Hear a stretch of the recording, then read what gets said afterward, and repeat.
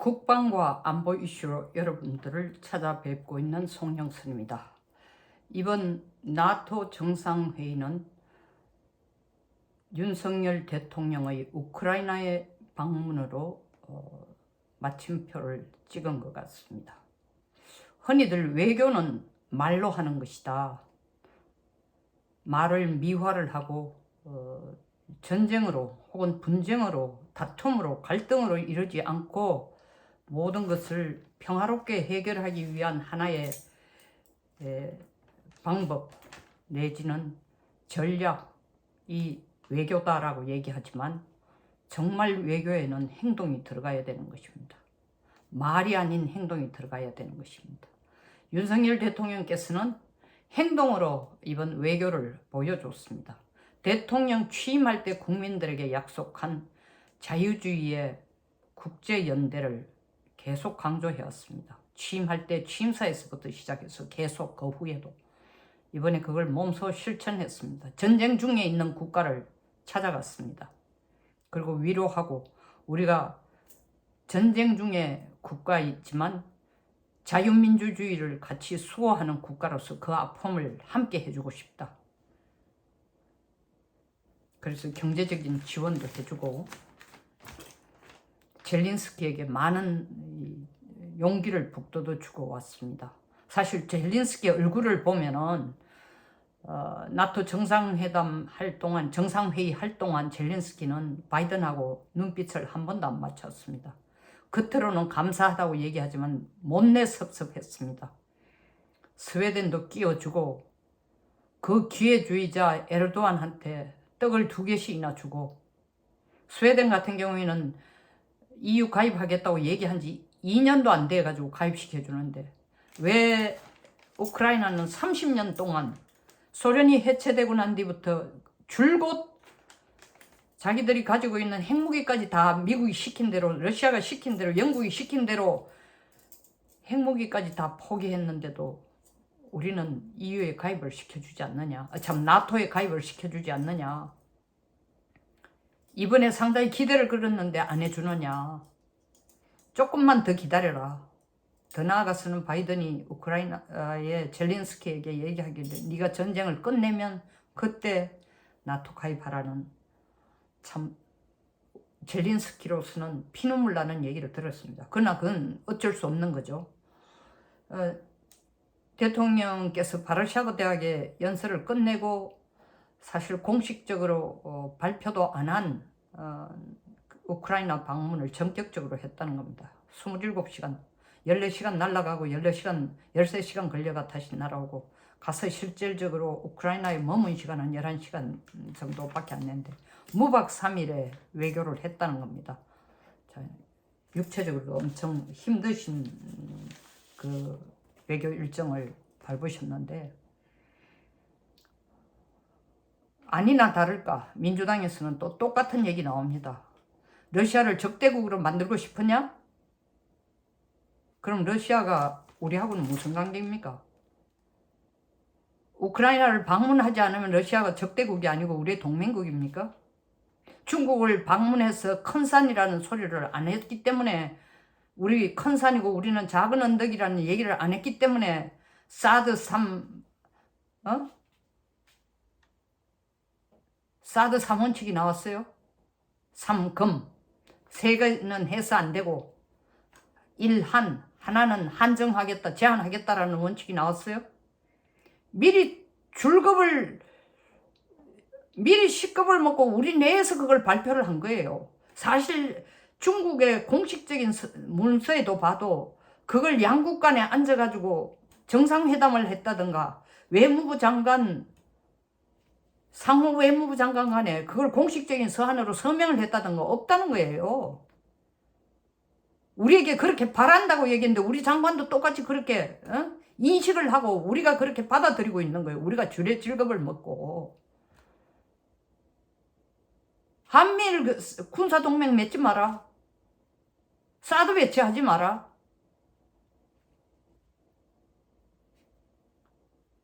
미리 겁을 먹고 그게 중국의 마음이라 생각하고 그렇게 하는 게 중국에 잘 보이는 것이다. 그게 결과가 뭡니까? 중국하고 동맹국이 됐어요? 중국하고 동맹국 되면 안 되죠.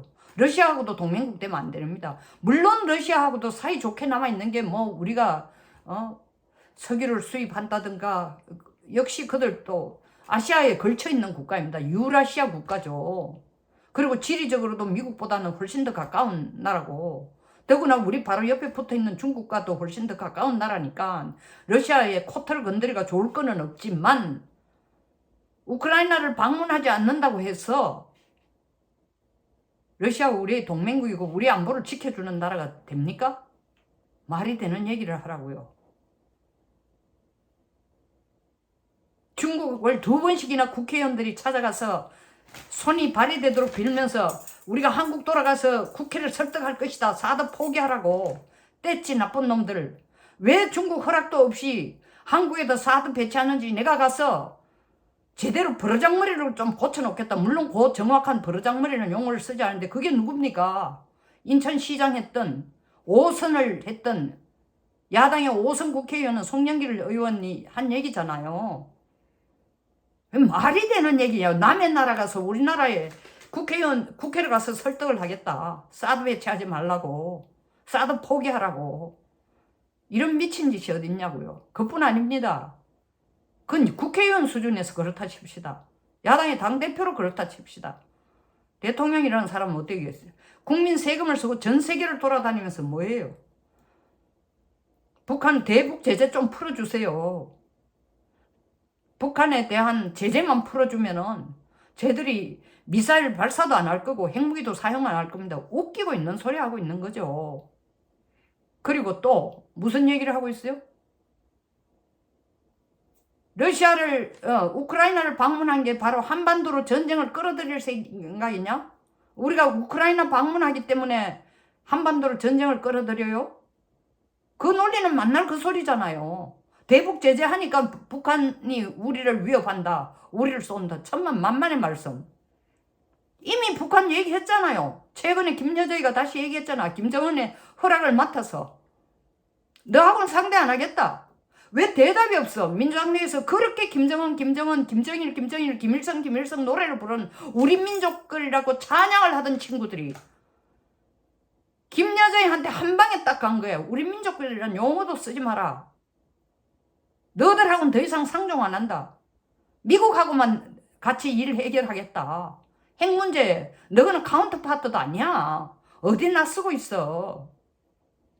뒤집어 얘기하면 우리가 핵 실험하고 미사일 발사하고 이건 너들하고 아무 관계없는 일이야. 우리 내키는 대로 하는 거야. 똑같은 거예요. 러시아가 우크라이나 침공하는 것이 우리가 우크라이나를 방문하든 안 하든 그럼 우크라이나를 우리가 방문하기 때문에 러시아가 전쟁을 계속하고 방문 안 하면 러시아가 바로 평화협정을 들어갑니까? 뭐 요만큼의 영향을 미칠 수 있을지 몰라도 러시아 눈에 지금 한국이 들어와요? 아니 핑계야 우리를 끌어들여 쓰겠지.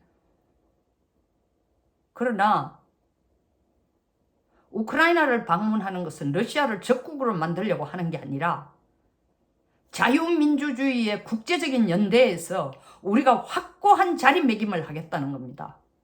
그리고 사람이 배은망덕하면 안 되듯이 나라도 배은망덕하면 안 돼요. 73년 전 대한민국이 어디에 붙었는지도 모른다는 그 지금 돌아가신 미군들 전쟁에 참전한 16개국 참전국 병사들이 돌아가시면서 하는 얘기들이 다 똑같은 얘기 아닙니까? 나라에서 유엔군으로 참전하라 할 때 대한민국이 어디 있는지 알았다는 사람은 거의 없다는 거 아닙니까? 자기가 태어나서 들어보도 못한 국가라는, 이름도 들어본지 못한 나라라는 겁니까?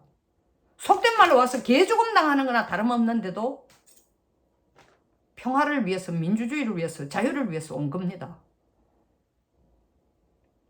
우리는 죽기 1초 직전 윤 대통령이 얘기한 것처럼 우리는 죽다 사는 거예요. 죽기 1초 직전 초토화가 된 지도에서 없어질 뻔한 나라를 미국의 진두지휘하에 유엔군들이 와서 대한민국을 살려주고 이승만 대통령에 의해서 자유민주주의 국가로 나라가 건국이 된 겁니다. 그 자유민주주의를 얘기하는 겁니다. 국민 세금 쓰면서 전 세계를 돌아다니면서 아셈,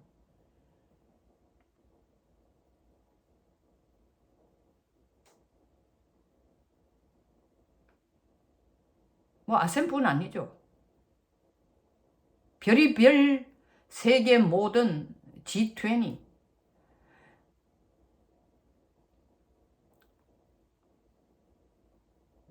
아시아 퍼시픽 이코노믹 코어퍼레이션,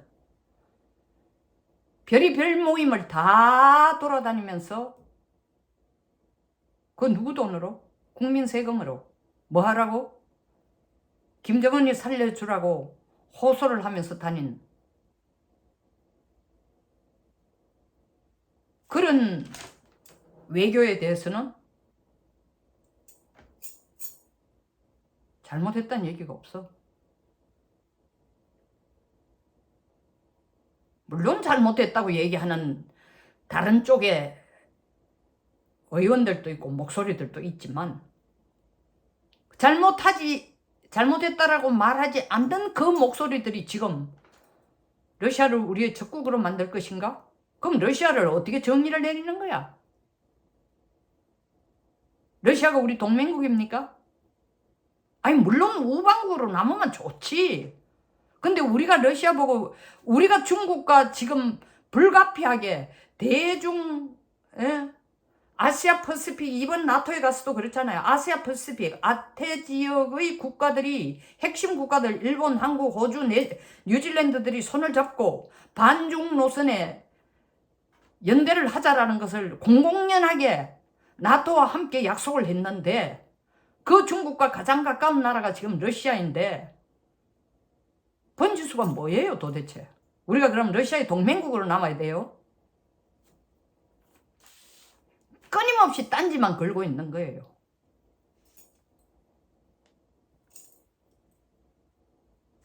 그대들이 하는 얘기 자체가 러시아, 우크라이나를 방문한 대통령에게 외교를 잘했다고 박수는 쳐주지 못할 만큼 러시아를 적국으로 만들 것인가? 한반도에 다시 전쟁을 끌어들일 것인가? 한반도를 전쟁 한가운데를 끌고 갈 것인가? 그 지금 뭐가 갑자기 생각 또 나는지 알아요? 한미연합부 부사령관을 했다는 분이 지금 국회의원 하면서 국방위 간사를 하고 있어요. 뭐라 그랬어요? 한미일 군사훈련을 같이 하면은 자위대를 한반도로 끌어들인대. 이분은 미일 안보동맹이라는 것도 한번 읽어본 적이 없어. 그리고 한국전쟁 때 어떻게 해서 이 유엔군이 전쟁을 치를 수 있었는지, 누구의 무기 지원에 의해서, 물론 유엔군이 시킨 거지만, 그리고 왜 미일 안보동맹을 맺은 것인지, 그리고 미일 안보동맹의 진짜 역할이 무엇이고, 오키나와에 있는 8개의 후방기지가 하는 역할이 뭔지 전혀 모르는 것 같아. 그게 바로 한미연합 사령부가 해야 될, 알아야 될 가장 핵심적인 내용인데 부사령관이라는 사람이 그것도 몰랐는 것 같아. 그러면서 자위대를 한반도로 끌어들이는 일이라는 거예요. 대한민국은 주권도 없는 나라예요. 한국과 미국과 일본이 같이 군사하면 전쟁 나면 자위대가 무조건 군함을 끌고 오고 자위대 항공기가 한반도에 우리 허락도 없이 그냥 막 날라 들어와요. 대한민국은 영토도 없어요. 주권도 없어요. 대통령도 없어요. 말도 안 되는 얘기를 하고 있어. 말도 안 되는 얘기야. 초등학생도 알 주권이라는 개념조차도 이해를 못하고 있네. 똑같은 개념으로 지금 민주당이 얘기하고 있는 거예요. 잘하셨습니다. 윤석열 대통령님.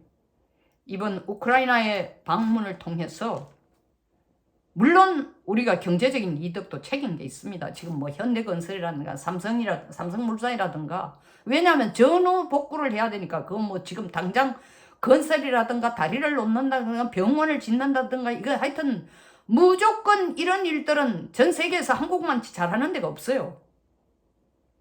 전후복구에 지금 들어야 될, 전후복구 사업에 지금 소요될 예산이 약 2천억 정도라는 거 아닙니까? 2천억 정도. 2천억? 2천조. 2천조. 2천조죠.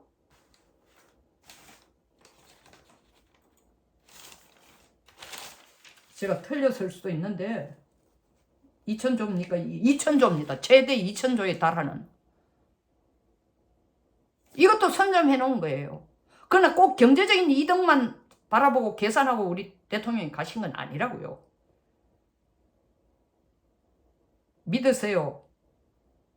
우리는 자유를 위해서 국제사회가 하나입니다. 우크라이나에 힘을 내지요. 그러니까 한강의 기적을 그대들의 학생들의 교과서에 한강의 기적을 넣고 가르치는 것뿐만 아니라 드니프리 강의 기적을 한국이 도와주겠다. 이제 한국이 그대들의 젖줄인 드니프리 강의 기적을 일으키도록 우리가 도와주겠다고 대통령이 가서 약속해 준 겁니다. 그러니까 젤렌스키 대통령이 뭐라고 얘기했어요? 주권 회복에 힘이 돼줘서 감사하다. 그보다 더 큰 찬사가 없죠. 그보다 더 큰 격려가 없죠. 격려를 준 건 윤 대통령입니다. 그러니까 그보다 더 큰 감사가 없는 겁니다. 아무리 정치적으로 갈라지고 찢어지고 욕하고 대립한다 손치더라도 나라의 수장이 외국을 가서 외교를 해서 제대로 국가의 위신을 그리고 위상을 제고하고 위신을 세우고 국제적인 덕망을 얻고 오면 최소한 객관적인 평가는 있어야 됩니다. 수고하셨습니다. 윤석열 대통령님. 끝까지 시청해 주셔서 감사합니다. 공감하시면 좋아요, 구독 부탁드리겠습니다.